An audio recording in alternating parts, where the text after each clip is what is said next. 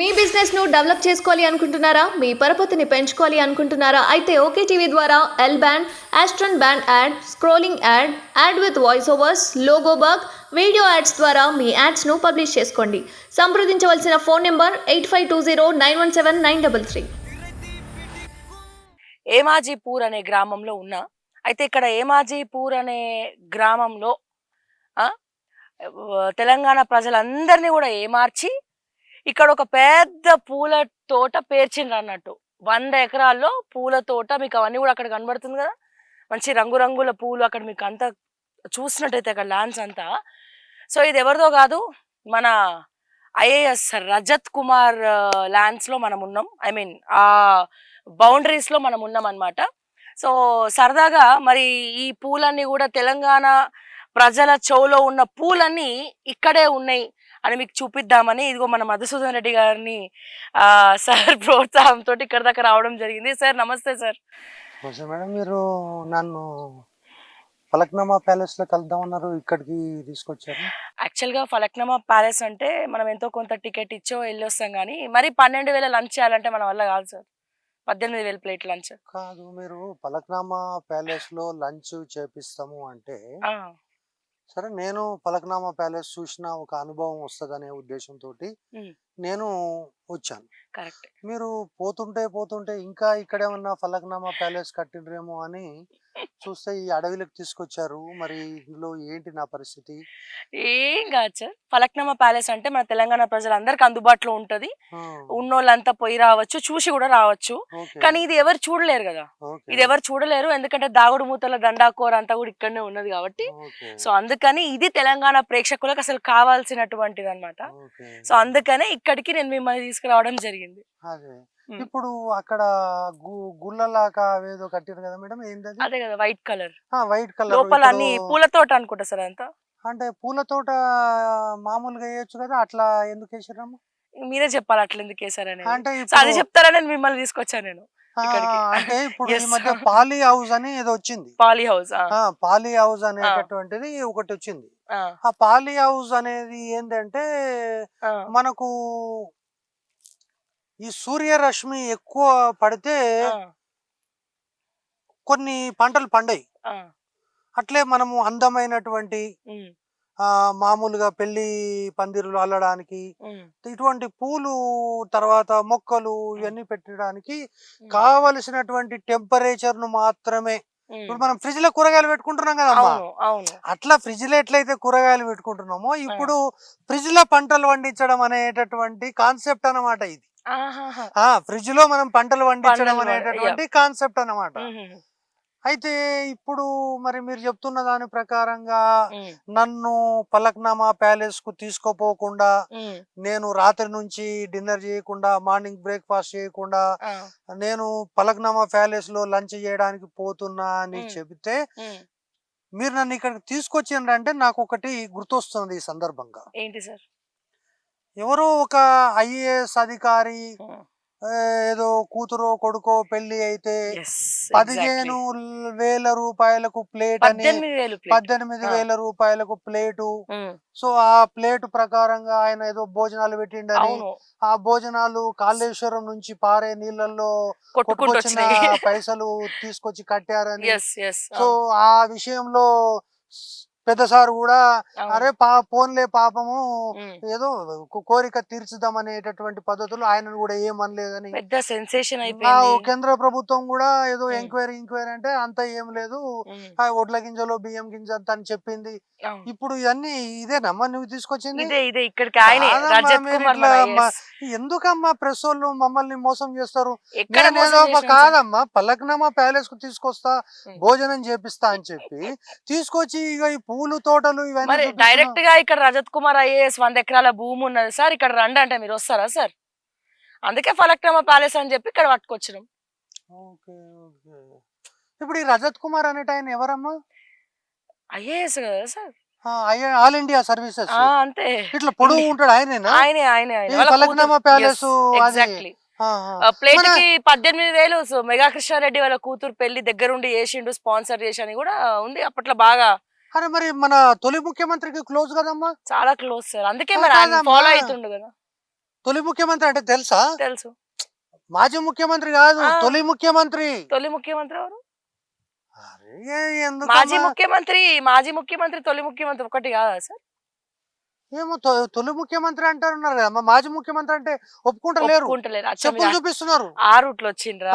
మాజీ ఓకే. ముఖ్యమంత్రి అని ఎవడన్నా అంటే ఆ! అని చెప్పులు చూపిస్తున్నారు. ఆహాహా! ఏమనాలంట అంటే ఆ! తొలి ముఖ్యమంత్రి, ఓకే. హ్మ్. ఈ దేశ తొలి ప్రధాని, హ్మ్. హ్మ్. ఈ దేశ తొలి ముఖ్యమంత్రి అనాలంట. యెస్. ఈ ఒకవేళ అట్లా కాకుండా మీరు ఏమైనా అన్నారనుకోండి, హ్మ్. చెప్పులు చూపిస్తారట. ఆహాహా! చెప్పులు మీన పడతాయి, జాగ్రత్త. ఏమైనా తెచ్చుకోలేదమ్మా హెల్మెట్ గిట్లా? అవసరం లేదు సార్. రివర్స్‌లో కొడితే వాళ్ళ మీదనే పడతది. పడుతుందా? తెలుసు కదా మనం ఇప్పుడు బాగా. ఇంతకీ ఈ కథ ఏందమ్మా, నాకు అర్థం కాలేదు స్టోరీ. 100 ఎకరాలు కనబడుతున్నాయి సార్ ఇక్కడ నుంచి. ఆహా. గుట్టలు మొత్తం కొండ కూడా అతనిదే అంట కదా! Okay, okay. మొత్తం. అయితే ఇక్కడ ఒక విషయం తెలుసుకోవాలమ్మా. ఇప్పుడు మనకు బీహారీ గ్యాంగ్ విన్నారా? యాహ్! విన్నా. ఇప్పుడు తెలంగాణలో ఎక్కడన్నా రైస్ మిల్‌లో పనిచేయాలన్నా, హ్మ్. హ్మ్. ఒకవేళ తెలంగాణలో ఒక ఇప్పుడు ఈ ఆవులకు పాలు పిండాలన్నా, హ్మ్.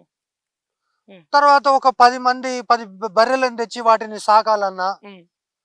బీహార్ జంట గనుక వస్తే హ్మ్. ఇక ఒక జంటను తీసుకొచ్చినామంటే మన పని అయిపోతుంది. వాళ్ళు మొత్తం ఏ టు జెడ్ అవును. చేసేస్తారు. అన్ని పనులు కాంట్రాక్ట్‌లు వాళ్ళకే, అన్ని అన్ని వాళ్ళకే. అన్ని చేస్తారు. యెస్. హ్మ్. సో ఇట్లా ఇప్పుడు మన సార్కు కూడా ఏందంటే, హ్మ్. ఇప్పుడు ఇక్కడ ఉన్నవాడు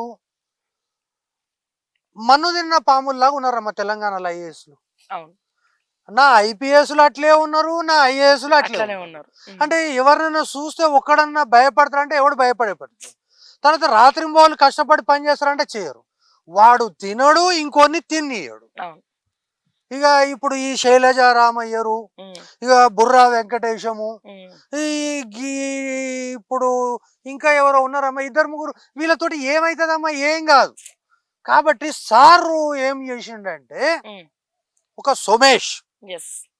ఒక రజత్ కుమార్, హ్మ్. ఒక మన ఫ్రెండ్ ఉన్నాడు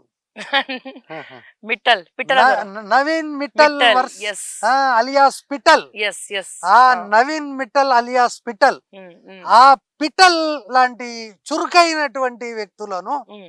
ఏరి కోరి ఏరి కోరి తన తెచ్చిపెట్టు. సంస్థానంలో నిర్మించుకున్నాడు. యెస్.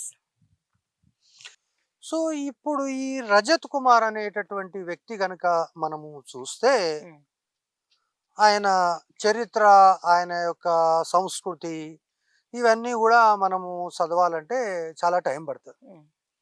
ఎన్నికల కమిషనర్గా పనిచేసిండు, హ్మ్. నీటిపారుదల శాఖ కార్యదర్శిగా పనిచేసి, హ్మ్. ఇప్పుడు బహుశా నిన్న మొన్న గాలికి కూలిపోయినటువంటి హ్మ్. ఏదంటారమ్మా కాళేశ్వరం ప్రాజెక్టు, అవును. హ్మ్.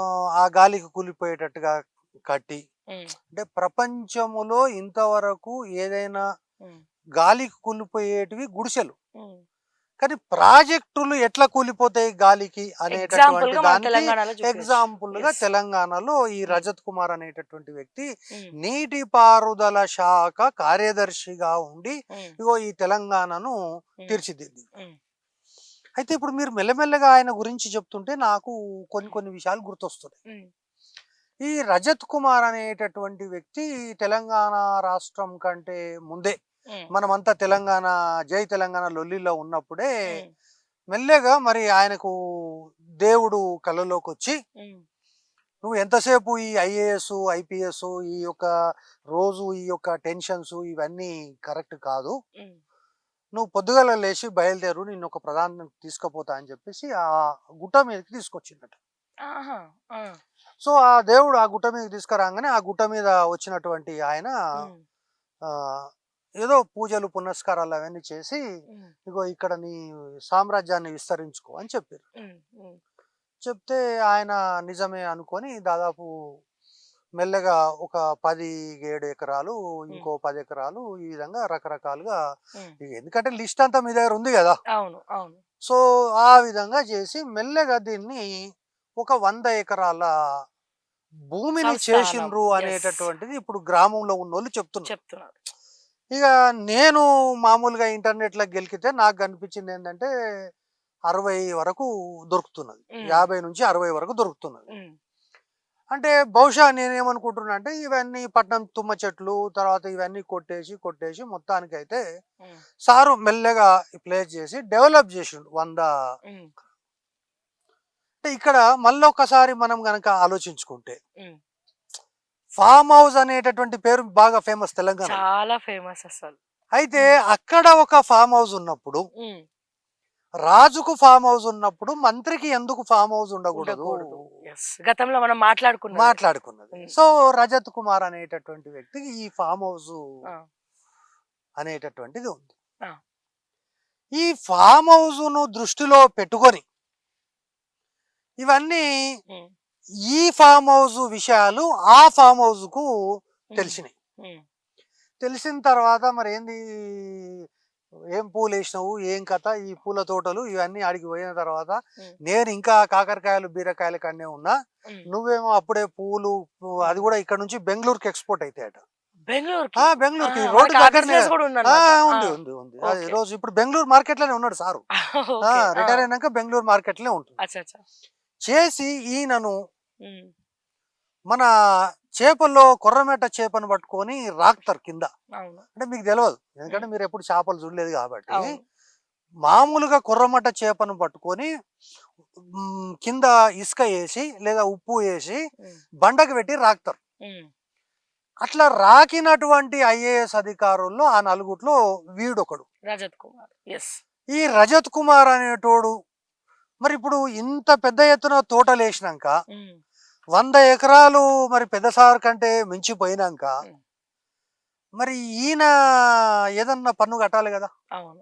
ఇప్పుడు తెలంగాణలో ఎన్టీ రామారావు వచ్చిన తర్వాత భూమి శిస్తు రద్దు చేశాడు. అవును. భూమి శిస్తు రద్దు చేసిండు కానీ ఉమ్. ఇందులో తెలంగాణ రాకముందు కొన్నదేమో గవర్నమెంట్ ఆఫ్ ఇండియాకు చెప్పిండు. ఉమ్. ఉమ్. గవర్నమెంట్ ఆఫ్ ఇండియాకు నేను 2 గుట్టలు కొన్నా, ఉమ్. ఇగో దాంతో ఒకటి 10 ఎకరాలు 10 ఎకరాలని ఒకసారి 2 సార్లు ఉమ్. దీంట్లో ఉన్న ఒక ముక్క చెప్పిండు. ఉమ్. ఇక తర్వాత దాచుకొని దోచుకున్నది, ఉమ్. తర్వాత నాకు తెలిసి ఇందులో సగం ఆక్రమించుకున్నది ఉన్నది. ఉమ్. గుట్టలు చెట్లు అన్ని సాఫ్ చేసిండు, తప్పేమున్నదమ్మా మొత్తం దాంట్లో. అంతే అంతే. ఇప్పుడు దేనికి పనికిరాని భూమి సాగు చేసిండంటే దున్నేవాడితే భూమి దున్నేవాడిదే అనుకోడు ఆయన. భూమి Yes, అనేటటువంటి అవును, అంతే. స్కీమ్ కింద అవును. దీన్ని మెల్లగా ఒక 100 ఎకరాలు చేసి ఉమ్. ఒక బ్రహ్మాండమైనటువంటి ఉమ్. ఫామ్ హౌస్ కట్టిండు. ఉమ్. ఇందాక చూపించాం మనం గేట్ ఫామ్ నుంచి వచ్చినాం కదా. గేట్ ఉంది, ఫామ్ హౌస్ ఉంది. తర్వాత అక్కడ మంచి నుంచి ఇట్లా ఇక్కడికి హట్. దాదాపు ఆ. నేను అనుకుంటా ఒక 5 కిలోమీటర్ల పొడవున నడిస్తే కూడా ఉమ్. ఆయన యొక్క ఏది రవి హస్తమించని బ్రిటిష్ సామ్రాజ్యం అవును. అంటారు కదా, అవును. అవును. అట్లా ఉమ్. ఈ యొక్క భూ సామ్రాజ్యాన్ని నిర్మాణించారు. ఇక్కడికి వచ్చి స్థాపించు. Yes. స్థాపించిన తర్వాత ఉమ్. నువ్వు నాకేం చేస్తావు, నేను నీకేం చేయాలి. ఉమ్. ఇంకా కాళేశ్వరం ప్రాజెక్ట్ ఏదో చూడు, మా వాళ్ళు చిన్నగా ఏదో ఉమ్. అట్లా కాళేశ్వరం అది కూడా ఏంటి, మనం ఇట్లా గాలిపటాలు వేస్తే ఎట్లయితే కింద పడతాయో ఉమ్. అట్లా గాలిపటం వేసేటట్ల కాళేశ్వరం ప్రాజెక్ట్ కట్టాలి. ఉమ్. వాళ్ళు ఇసుక బదులు కంకర వేస్తారు, సూడిసి ఉన్నట్టు ఉండాలి. ఉమ్. ఉమ్. సున్నం వేస్తారు, నువ్వు సిమెంట్ అనాలి. ఉమ్. ఉమ్. వాళ్ళు ఇదేస్తారు, నువ్వు అదే అనాలి. అంతే. ఈడ ప్రాజెక్ట్ లేదు కదా అని అనొద్దు, ఉమ్. కట్టకపోయినా కట్టిండ్రు అనాలి. ఉమ్. ఓ ఇట్లా రకరకాలైనటువంటి చెప్పు పద్ధతుల్లో చాలు, మిగతా అన్ని చూసుకున్నాడు. ఎస్. ఇంకా ఇది ఒకటే ప్రజలకు తెలుసు. 2014లో సార్ అధికారంలోకి వచ్చాడు. 2014లో సార్ అధికారంలోకి వచ్చిన తర్వాత సార్కు 2018లోనే తొందరపడి కోయిల ముందే కూసింది అన్నట్టుగా కొంగర కాండ్లాలో పోయి సార్ కూసిండు. ఓహో. ఆహా. మనము 19లో అందరూ కూసేదే అది, మనము తెల్లారినాక అన్ని కోళ్ళు కూస్తాయి, అవును, దాంట్లో గొప్పేమున్నది, మనం కూసే గీస్తే అర్ధరాత్రి కూయాలని ఆయన తొందరనే కూసిండు. ఆ కూసిన సందర్భంలో ఇగో ఈ ఫాల్ హౌస్ కు సంబంధించినటువంటి రజత్ కుమార్ అనేటటువంటి వ్యక్తి, అరే బాబు నువ్వు ఇక్కడ అక్కడ వద్దు, ఇవన్నీ ఏమైనా ఉంటే బీహార్లకు అప్పచెప్పు, దీంట్లో ఒక 20 మంది బీహారీ జంటలు పనిచేస్తున్నారు, బీహార్ బ్యాచ్ కాబట్టి పిలుచుకుంటారు, వచ్చిర్రు, అయిపోయింది.